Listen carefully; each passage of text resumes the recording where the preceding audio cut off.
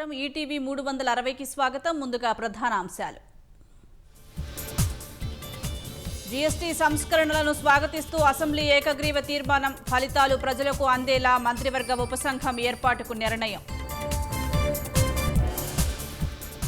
పన్నుల సంస్కరణలు స్వర్ణాంధ్ర సాధనకు ఊతమిస్తాయన్న సీఎం దేశంలోని 140 కోట్ల మందికి లబ్ధి చేకూర్చుతాయని ప్రశంస పన్ను స్లాబులు తగ్గింపు దేశ ప్రగతికి బాటలు వేస్తోందన్న పవన్ కొత్త పెట్టుబడులు పెంచి ఆర్థిక వృద్ధికి దారితీస్తుందని వ్యాఖ్య మండలిలో తొలి రోజు వాడివేడిగా అధికార విపక్షాల చర్చలు యూరియా మద్యం విధానంపై చర్చకు సిద్ధమన్న మంత్రులు ఏపీ లిక్కర్ స్కామ్లో హవాలా కోణంపై ఈడీ ఆరా 5 రాష్ట్రాల్లోని 20 ప్రాంతాల్లో అధికారుల తనిఖీలు మద్యం కేసులో పోలీస్ కస్టడీకి వైసీపీ ఎంపీ మిథున్ రెడ్డి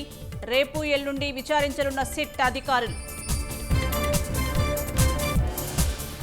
ప్రత్యేక సాఫ్ట్వేర్తో ఓట్లు చోరీ చేస్తున్నారని రాహుల్ ఆరోపణ ఆన్లైన్ ద్వారా ఓట్ల తొలగింపు అసాధ్యమన్న ఎన్నికల సంఘం ఉత్తరాఖండ్ చమోలీ జిల్లాలో కొండచర్యలు బీభత్సం 14 మంది గల్లంతు 30కి పైగా ఇళ్లు ధ్వంసం